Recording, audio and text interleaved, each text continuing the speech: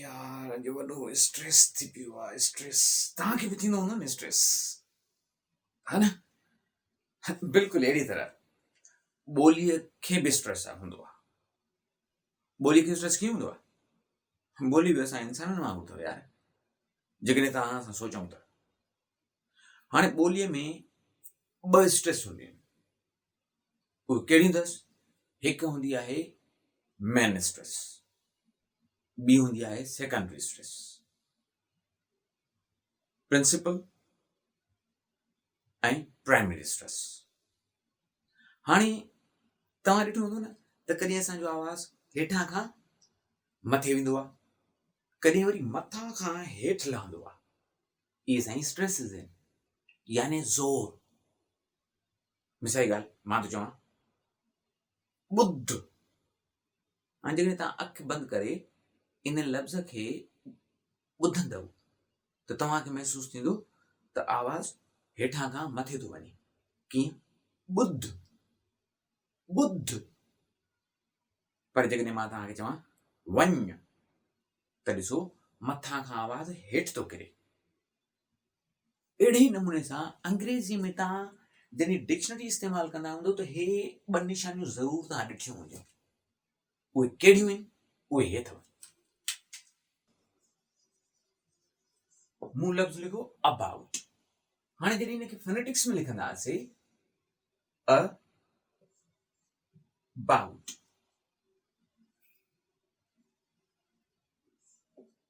About.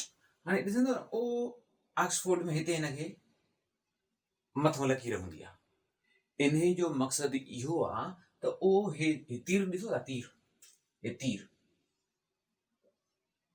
हे तीर माना मथां खां हेठि थो किरे, त हे छा थींदो? अबाउट। हाणे जेकॾहिं तव्हां हिन ते सोचींदव त हिनखे आहे कोन, पर हिनखे ही आहे, यानी ही तीर असांजो मथे थो वञे ऐं ही तीर असांजो हेठि थो अचे। ॾिसो कीअं?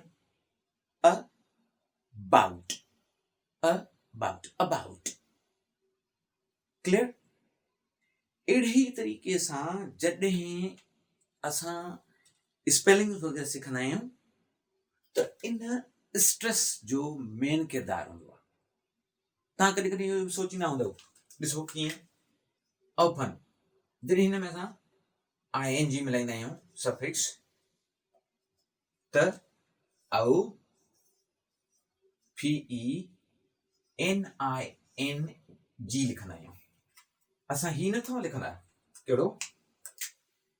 असां ही न आहियूं लिखंदा, ही ग़लति आहे। पर आम करे इहो चयो वेंदो आहे त जेकॾहिं लफ़्ज़ मेन वर्ब छा ते थो ख़तमु थिए? कॉन्सोनेंट ते ख़तमु थिए ऐं वावल आॾो हुजेसि, त आख़िरी जो कॉन्सोनेंट आहे उहो ING या ED मिलाइण खां पहिरियों उनखे डबल कयो वेंदो आहे। पर हिते ॾिसो डबल नथो थिए। उहो छा जे करे नथो थिए? उहो हिन स्ट्रेस जे करे नथो थिए। हीअ आहे ओपन। हाणे हिनखे जेकॾहिं फोनेटिक्स ट्रांसक्रिप्शन में लिखंदासीं त थींदो औ ओपन। हाणे हिन ते स्ट्रेस कोन्हे, हिन ॿ पद आहिनि, हिकिड़ी हीअ आहे, ॿी हीअ आहे, ऐं पद छा आहे? यानी उहो टुकड़ो, लफ़्ज़ जे उचार जो उहो टुकड़ो जंहिंमें वावल साउंड निकिरे। हिन ॿ वावल सां निकिरनि, औ ऐं अन, त ओपन। हाणे हिन ओपन खे जेकॾहिं तव्हां ॾिसंदव न त हिनखे हिते हूंदो, यानी मेन स्ट्रेस हिते अथसि, ऐं हिनखे सेकेंडरी स्ट्रेस हिते थी अचे। उन जे करे एन ते डबल नाहे थींदी। Clear? Hope U have understood. हाणे जे न त अचो त वधीक इन्हनि खे सिखूं था। हा, मां हाणे इन ते वॉइस ओवर कंदुसि त जीअं इहो तव्हांखे चार्ट चङी तरह सम्झाए सघिजे ऐं वर्ड्स बि चङी तरह तव्हां ॾिसी सघो, सम्झी सघो। त पोइ अचो साईं।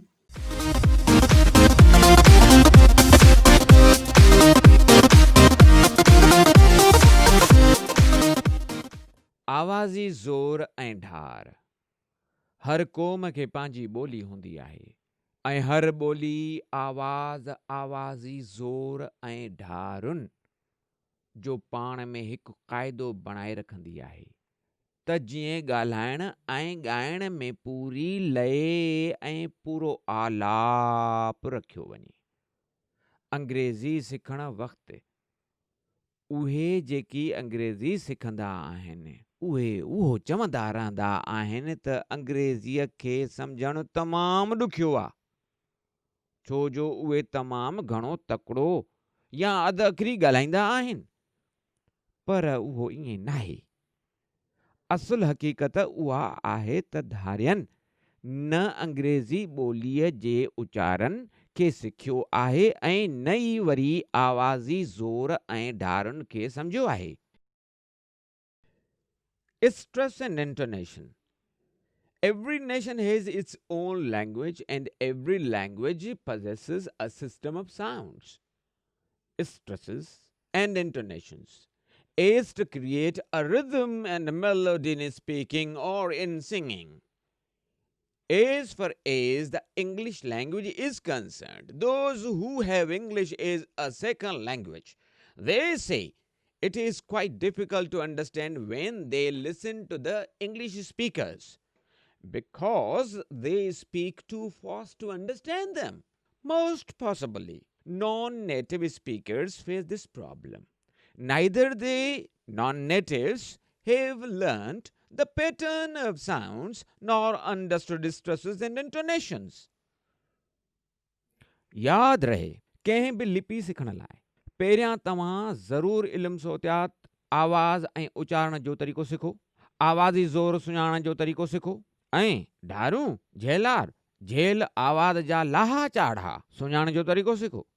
Remember, learning a language, first you must learn phonetics, sounds, and ways of articulation. Learn to recognize the stress and learn to recognize the intonation. आवाज़ी ज़ोर उहो कंहिं बि लफ़्ज़, फ़िक्रे या मुहावरे यानी पहाको खे उचारण वक़्तु वॾे दर्जे जे ज़ोर ऐं कड़के खे चइबो आहे, जंहिंसां सुरीलो आवाज़ पैदा थींदो आहे। आवाज़ी ज़ोर ॿिनि क़िस्मनि में विरहायो वियो आहे, बुनियादी ऐं ॿिए दर्जे जो ज़ोर, stress. It refers to the degree of an extra force or loudness to pronounce a word, a phrase, or an idiom. That force carries a rhythmic beat. Stress is divided into two kinds, primary stress and secondary stress. बुनियादी दर्जे जो आवाज़ी ज़ोर, हिन क़िस्म जो आवाज़ी ज़ोर कंहिं बि हिक लफ़्ज़, फ़िक्रे या मुहावरे ते ख़ासि आवाज़ी ज़ोर अंग्रेज़ी ॻाल्हि ॿोल में ॾिनो वेंदो आहे। आवाज़ी ज़ोर जी सित मथां खां हेठां वारी हालत में गहके सां उचारण वक़्तु शुरू थींदी आहे या उन पद जे हिसे खे किरंदड़ आवाज़ी ढंग सां उचारियो वेंदो आहे, जंहिं ते बुनियादी आवाज़ी ज़ोर जी निशानी हूंदी आहे।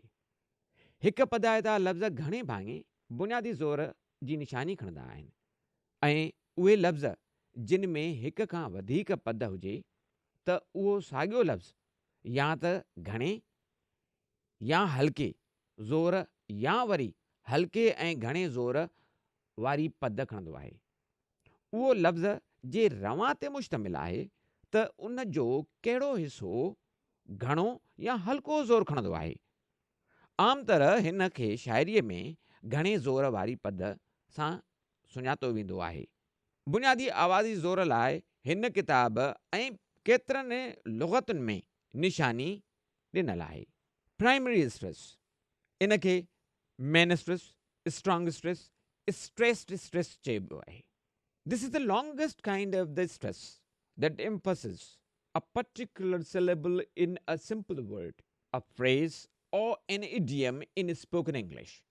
The pitch starts gliding from up to down position to articulate the sound, or that part of the syllable is articulated with the falling tone that has a primary stress symbol. Mostly, one syllabic words take the primary stress, and the words those take more than one syllables The same word takes either the stressed and the unstressed syllable or the unstressed and the stressed syllable.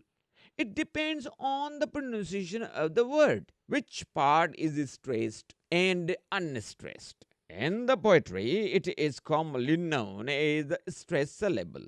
The symbol for the primary stress is used in this book and also in most of the dictionaries. ॿिए दर्जे जो आवाज़ी ज़ोर, थोरो ज़ोर। हिन क़िस्म जो आवाज़ी ज़ोर कंहिं बि हिक लफ़्ज़, फ़िक्रे या मुहावरे ते हल्को आवाज़ी ज़ोर अंग्रेज़ीअ जे ॻाल्हि ॿोल में ॾिनो वेंदो आहे। आवाज़ी ज़ोर जी सतह हेठां खां मथां वारी हालत में गहके सां उचारण वक़्तु शुरू थींदी आहे, या उन पद जे हिसे खे उभरंदड़ आवाज़ी ढंग सां उचारियो वेंदो आहे, जंहिं ते हल्के आवाज़ी ज़ोर जी निशानी हूंदी आहे। हिक बधाइता लफ़्ज़ घणे भाङे ॿिए दर्जे जे आवाज़ी ज़ोर जी निशानी न खणंदा आहिनि, ऐं उहे लफ़्ज़ जिन में हिक खां वधीक पद हुजे त उहो साॻियो लफ़्ज़ या त घणे ऐं हल्के ज़ोर या वरी हल्के ऐं घणे ज़ोर वारी पद खणंदो आहे। उहो लफ़्ज़ जे रवां ते मुश्तमिल आहे त उन जे कहिड़े हिसे ते घणो या हल्को ज़ोर आहे। आम तरह हिन खे शाइरीअ में कमज़ोर ज़ोर वारी पद सां सुञातो वेंदो आहे। ॿिए दर्जे जे आवाज़ी ज़ोर लाइ हिन किताब ऐं केतिरनि लुग़तुनि में निशानी ॾिनल आहे। Secondary stress, weak stress, unstressed stress. This is the weak kind of the stress that does not emphasize a particular syllable in a simple word, a phrase or an idiom in spoken English. The pitch starts gliding from down to up position to articulate the sound, or that part of the syllable is articulated with the rising tone. That is the secondary stress symbol. One syllabic words mostly do not take secondary stress, and the words those take more than one syllables, the same word takes either the stressed and the unstressed syllable or the unstressed and the stressed syllable. It depends on the pronunciation of the word, which part is stressed and unstressed. In the poetry, it is commonly known as the unstressed syllable. The symbol for the primary stress is used in this book and also in most of the dictionaries. याद रहे, बुनियादी या ॿिए दर्जे जो आवाज़ी ज़ोर जूं निशानियूं व्यंजन या सुर आवाज़ ते ईंदियूं आहिनि, पर उहे हिसे खे उचारण वक़्तु व्यंजन आवाज़ ते को बि आवाज़ी ज़ोर न, पर उन्हीअ पद जे सुर आवाज़ ते ई घणो या हल्को ज़ोर ॾिनो वेंदो आहे। उचारण महिल जिथे बि सुर आवाज़ हुजे त उते आवाज़ी सितह घणी ॾाढियां, घणी वॾी या घणी मथ भरी थींदी आहे। Remember, the primary or the secondary stresses marks or put on a consonant or vowel sounds, but pronouncing that part only put the stressed or the unstressed force on the vowel in the syllable. Never ever put the stress or the unstressed force on the consonant sound in the syllable. During articulating, the pitch gets louder, longer, or higher wherever there is a vowel sound. कुछ आवाज़ी ज़ोर जी रदो बदल यानी तब्दीलीअ जा उसूल। कॾहिं कॾहिं ॻाल्हाइण में कुझु लफ़्ज़ आवाज़ी ज़ोर जी रदो बदल यानी तब्दीलीअ जा उसूल तब्दील कंदा आहिनि, ऐं उन्हीअ तब्दीलीअ खे आवाज़ी ज़ोर जी रदो बदल चइबो आहे। Stress shift. In connected speech, some words sometimes change their stress pattern, and that change is known as stress shift. कुछ आवाज़ी ज़ोर जी रदो बदल, तब्दीलीअ जा उसूल। Some rules of stress shift. हिक पदाइता लफ़्ज़ जेकी हिजे में साॻिया उचार में ॿिया ॻंढियल या जोड़न वारा लफ़्ज़, जेकॾहिं उन्हनि में इस्म, फ़ेल ऐं सिफ़तूं हुजनि।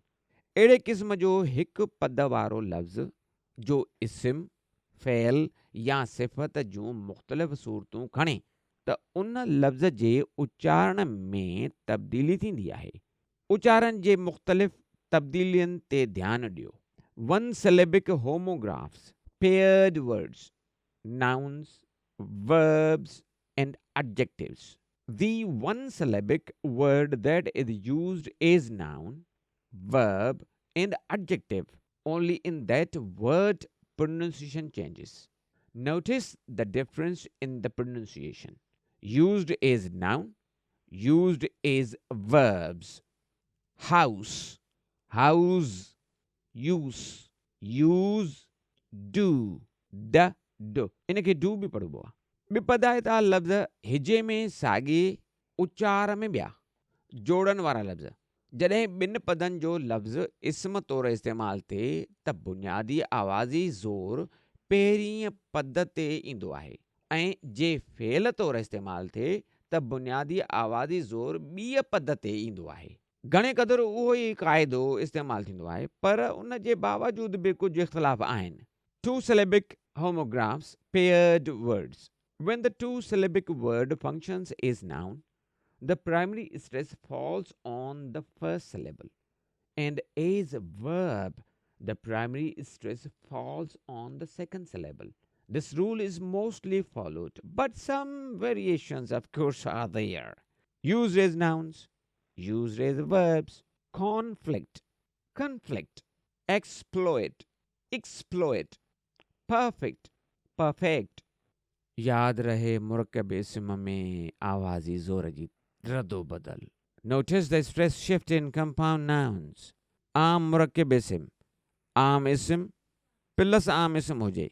जॾहिं ॿ मुरकब इस्म खे गॾाए हिकु लफ़्ज़ करे लिखियो वञे त पहिरें इस्म में बुनियादी आवाज़ी ज़ोर ऐं ॿिए इस्म में हल्को आवाज़ी ज़ोर लॻायो वेंदो आहे. घणे भाङे मुरकब इस्म खे हिकु लफ़्ज़ करे या ॿ जुदा लफ़्ज़ करे लिखियो वेंदो आहे. Common compound nouns. Common noun plus common noun.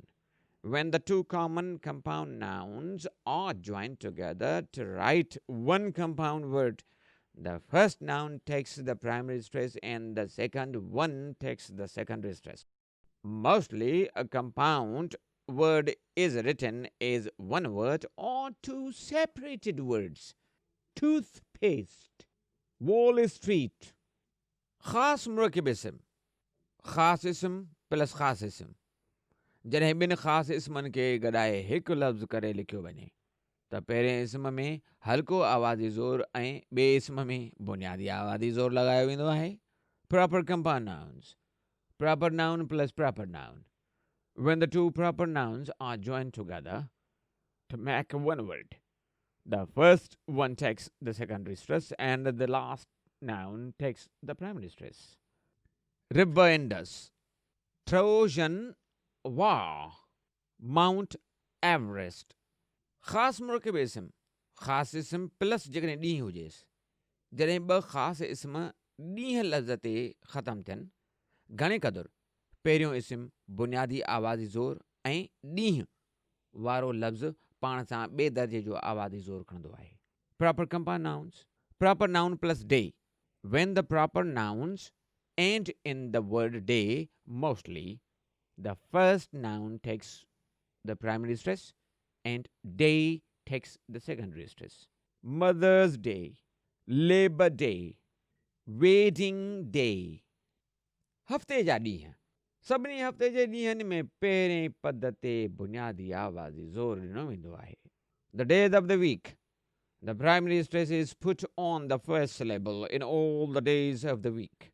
Monday, Tuesday, Wednesday, Thursday, Friday, Saturday, Sunday. साल जा महीना. The months of the year. महीननि जा हिक पद वारा नाला बुनियादी आवाज़ी ज़ोर खणंदा आहिनि. The one syllabic names of the months take the primary stress. March, May, June. महीननि जा ॿिनि पदनि वारा नाला बुनियादी आवाज़ी ज़ोर पहिरीं पद ते खणंदा आहिनि. The two syllabic names of the months take the primary stress on the first syllable. April, August, except ख़ां सवाइ हू कहिड़ो आहे? July. महीननि जा टिनि पदनि वारा साईं नाला बुनियादी आवाज़ी ज़ोर ॿिए पद ते खणंदा अथव. Three syllabic names of the months take the primary stress on the second syllable. September, October, November, December, except खां सिवाय January, February. याद रहे आवाज़ी ज़ोर जी तब्दीली बाबा. Notice the stress shift in. उके में जेकॾहिं सिफ़त प्लस इस्म हुजेसि, जॾहिं कंहिं सिफ़त खे कंहिं इस्म सां गॾाए हिकु लफ़्ज़ ठाहिण में इस्तेमालु कयो वञे त उन सूरत में घणे भाङे सिफ़त बुनियादी आवाज़ी ज़ोर खणंदी आहे. Adjective plus noun. When an adjective is used together with a noun to make one noun, mostly the adjective takes the primary stress. Adjective plus noun बराबर छा थींदो? वर्ड उन खां पोइ प्रोनाउंसिएशन आहे अंग्रेज़ी में ॾिनल, उन खां पोइ सिंधी में प्रोनाउंसिएशन ॾिनल आहे. मां हाणे वन खां वठी आख़िरी 4 लफ़्ज़ आहिनि उन्हनि ताईं पढ़ां थो. ब्लैक प्लस बोट त छा थियो? Black boat, blue bird, short cake, long bout. याद रहे आवाज़ी ज़ोर जी तब्दीली.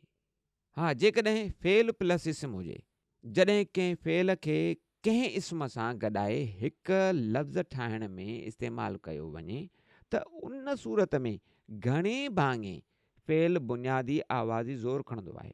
Verb plus noun. When the verb is used together with noun to make a noun, mostly the verb takes the primary stress. Watchman, fillet get, crossroad. उमेद त तव्हांखे काफ़ी कुझु सम्झ में अची वियो हूंदो ऐं वधीक फनेटिक्स जा अॻ में ई असां पंहिंजा लेसन्स अपलोड करे छॾिया आहिनि. वधीक उन्हनि जी लिंक बि मूं डिस्क्रिप्शन में ॾिनी आहे. उन खे तव्हां क्लिक करे असांजा फनेटिक्स जा लेक्चर्स ॾिसी सघो था. त पोइ हाणे ॾींदा असांखे इजाज़त. अल्लाह हाफ़िज़.